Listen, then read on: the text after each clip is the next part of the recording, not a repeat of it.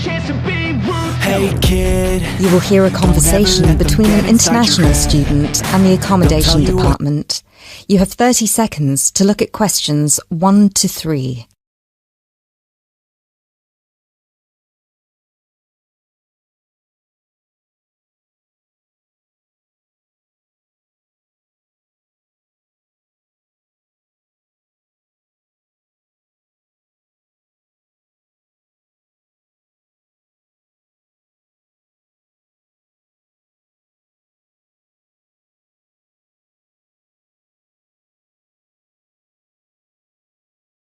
Hello, accommodation department. How can I help you? Do you look after accommodation for international students? Yes, we look after accommodation for all the students. Good. I hope you can help me then. I've only just been accepted onto a postgraduate course, and I want to know if there is any accommodation available from this September. I know it's very short notice. Yes, it is rather late, but I'm sure we'll be able to find you something. First of all, can you give me your name and student number so that I can find you on the system? Sure. My name is Maria Teresa Gonzalez. Maria Teresa Gonzalez. How do you spell that? Gonzalez.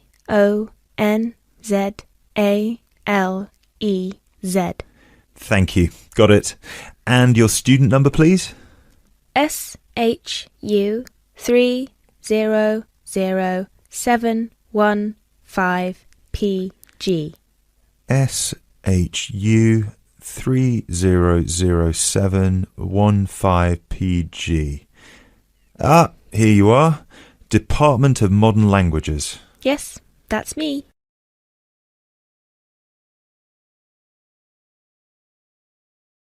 You now have 30 seconds to look at questions 4 to 7.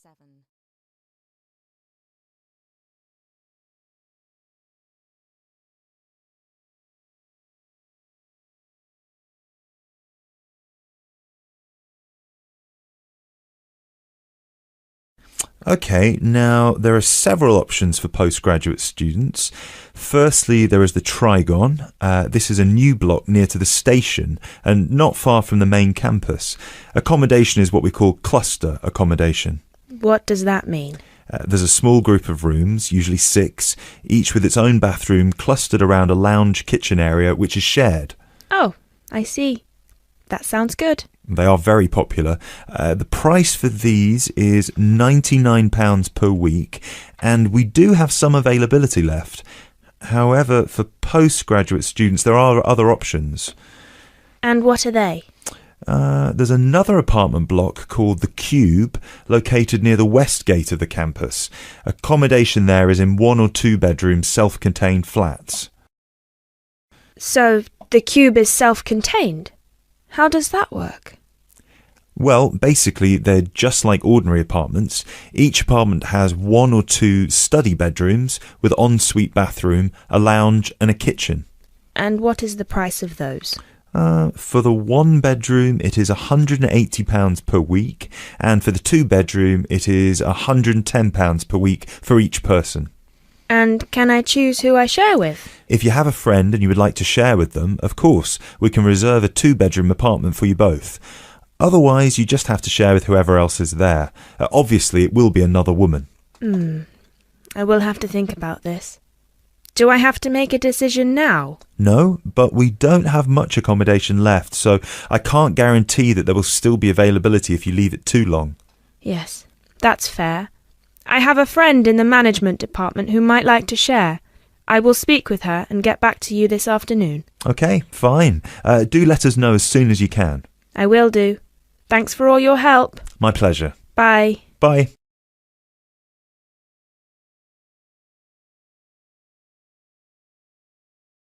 That is the end of part 1. You now have half a minute to check your answers.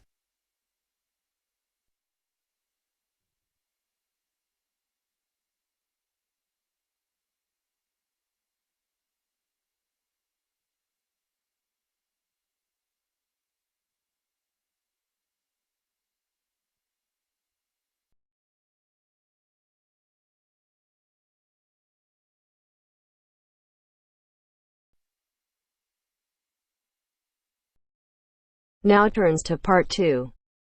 Part 2. You'll hear a lecturer talking to students about the ozone layer and CFCs. First, you have some time to look at questions 11 to 17.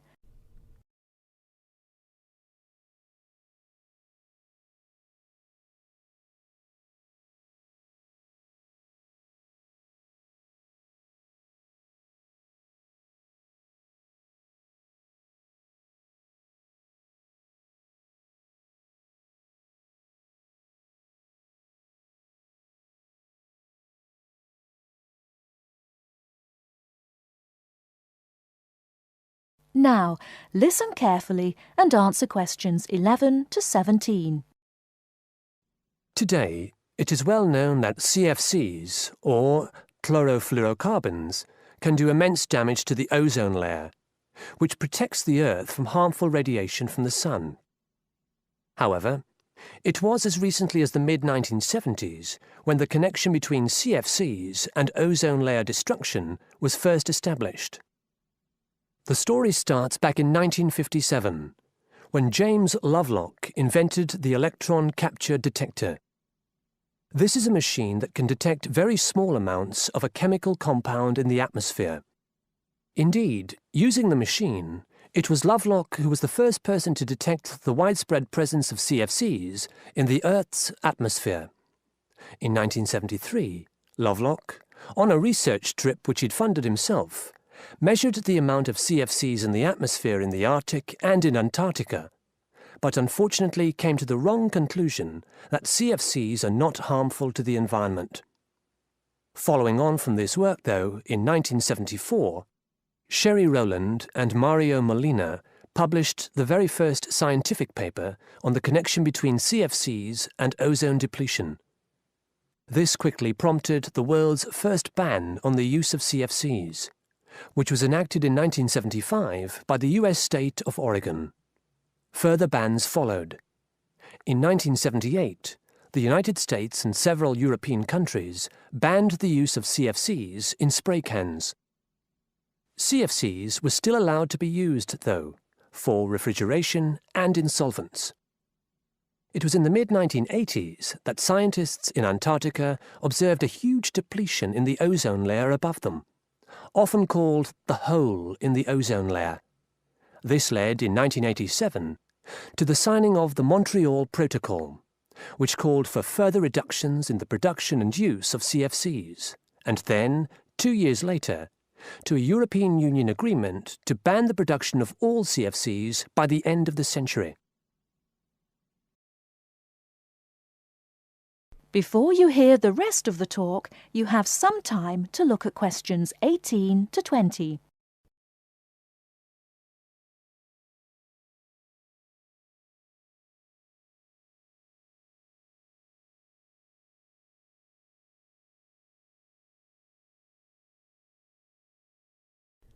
Now listen and answer questions 18 to 20. So why exactly are CFCs so harmful? One of the reasons CFCs were so popular in the production of solvents and refrigeration coolants is that they are unreactive. That is, they don't react easily or at all with other chemical compounds. It's this property, however, that also makes them dangerous. Because they are unreactive, it's very difficult for them to be broken down. This gives them a long lifespan, more than 100 years in some cases, and allows them to rise into the upper levels of the atmosphere, the stratosphere, unchanged. There, ultraviolet radiation from the sun starts to break them down, freeing the chlorine atoms from the CFCs. It's this chlorine that helps destroy the ozone there.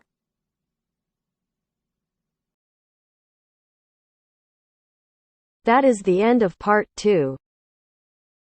You now have half a minute to check your answers.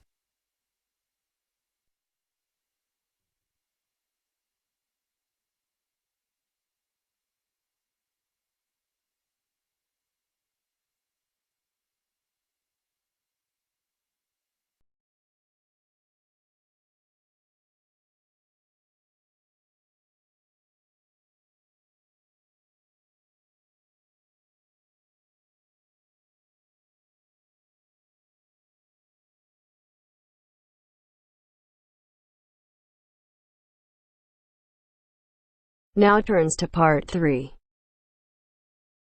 Part 3. You will hear a student, Alex, asking his tutor for advice about essay writing. You now have 30 seconds to read questions 21 to 27.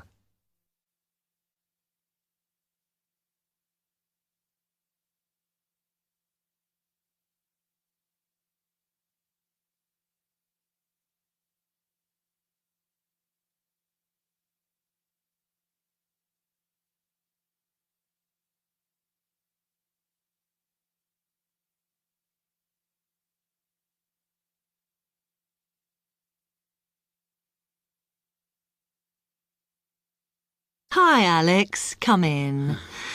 I gather you wanted some help with writing essays. Yes, I'm finding this first term difficult, and I'm worried about the assignments we have to do for January. Well, let me see if I can help. You shouldn't panic about it, because essay writing is a very straightforward process, really. What it involves is organising the information that you want to include. You shouldn't have more than you can easily manage within the word count. Make sure you haven't got too much or anything irrelevant. You need to look at that and work out what you need and what you don't need before you start. And then you just have to think about how you're going to put forward your argument. Oh, that sounds very straightforward when you put it like that. But I'm worried I haven't got the necessary skills for writing an effective essay because English is my second language. Well, perhaps you misunderstand the skills you need. You need to be able to analyse your data, and then I would say the skills of interpretation and expressing yourself are important. Perhaps it's this last one that bothers you, but the more essays you write, the more you will develop these skills. Yes, and I don't quite know how to improve at that. Though, as you say, I know practice will help. And I need to make sure I've got everything ready before I start. Yes. What is vital to good essay writing is preparation. So make sure you build in enough time to do the research you need. Are there any other sources I can use to help me with essays? Yes. You should go to the library and look through the reference section, because there are books that focus on the style we use in academic writing, and those will help you a lot. The other thing that you should think about is what happens when you've actually written your essay. Too many students just complete their work and hand it in, whereas what you should be doing is making sure that you edit it as thoroughly as possible. Oh, yes, that's a good idea. Then I'd pick up any mistakes and also see if it reads logically. Exactly. The other thing is, again, what a lot of students do is get their essays back, look at the marks, then just file it away. They don't realise that if they checked it through and looked at what the tutor had written, then they can learn from their old essays. Yeah, I can see that's a good idea. So, is that okay? You can always come back to me. You now have 15 seconds to read questions 28 to 30.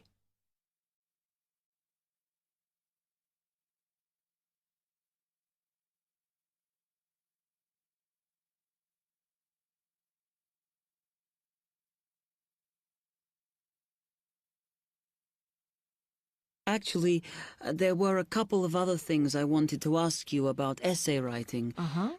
I had a few thoughts of my own about what I should do, such as really taking good notes when I'm reading, because that helps, doesn't it? I think it improves your knowledge rather than your actual writing. But one tip I can give you is to try and not read too much. Otherwise, you end up including irrelevant material in your essay. Remember to stay on task. Yes. Sometimes I have problems interpreting the questions correctly, or the whole question seems overwhelming to me.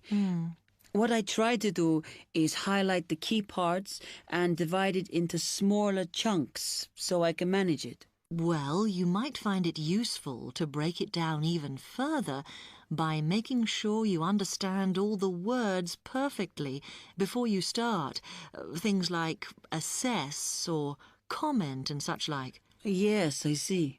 Sometimes, after an objective analysis, the question actually asks you for a subjective opinion. But you must remember to support your arguments if that's the case. One final comment I can make is about using your own words. You must try to do this as far as possible. You're expected to summarise what you've read, not just string together a list of quotations. In fact, you shouldn't have too many. Just use them where it's really important. Okay, thanks.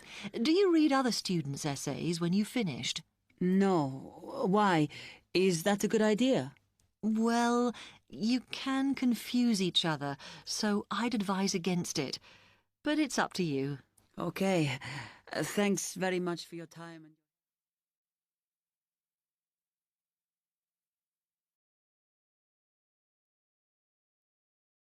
That is the end of part 3. You now have half a minute to check your answers.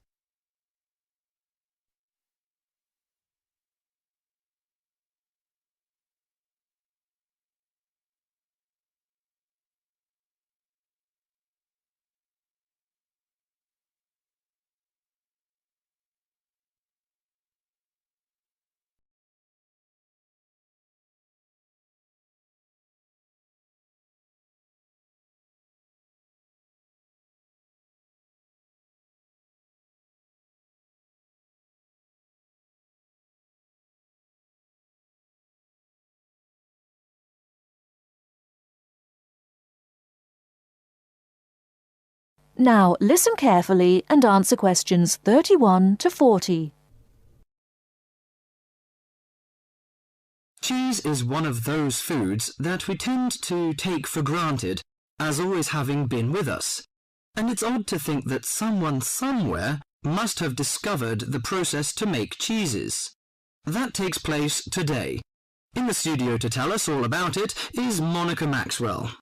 Today, we all know that the process of making cheeses takes place when microorganisms get into milk and bring about changes in its physical and biochemical structure. Well, obviously, we don't know who discovered the process, but it's thought that it came from Southwest Asia about 8,000 years ago. In the early time, there were mainly two types of cheeses. One of them was rather tasteless and bland, in the case of the so-called fresh cheeses, which are eaten immediately after the milk has coagulated. And another one was rough-tasting and salty, in the case of the ripened cheeses, which are made by adding salt to the soft fresh cheese and allowing other biochemical processes to continue so that a stronger taste and a more solid texture resulted. The ancient Romans changed all that. They were great pioneers in the art of cheese-making, and the different varieties of cheese they invented and the techniques for producing them spread with them to the countries they invaded. This spread of new techniques took place between about 60 BC and 300 AD. You can still trace their influence in the English word cheese, which comes ultimately from the Latin word Caseus, that's C-A-S-E-U-S. At this stage in history, people weren't aware in a scientific way of the role of different microorganisms and enzymes in producing different types of cheese, but they knew from experience that cheese's tastes were relevant to something. If you kept your milk or your pre-cheese mixture at a certain temperature or in a certain environment, things would turn out in a certain way.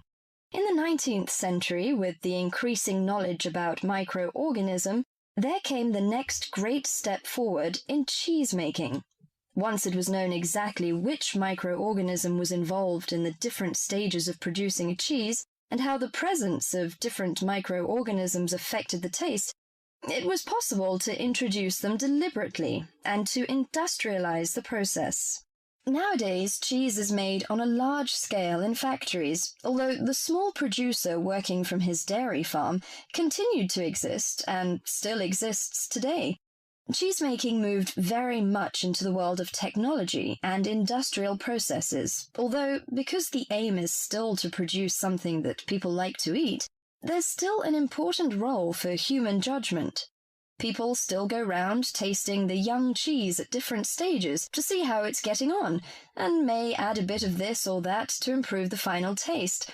Whatever the scale of production, there is still room for the development of art alongside the technology. That is the end of part 4. You now have half a minute.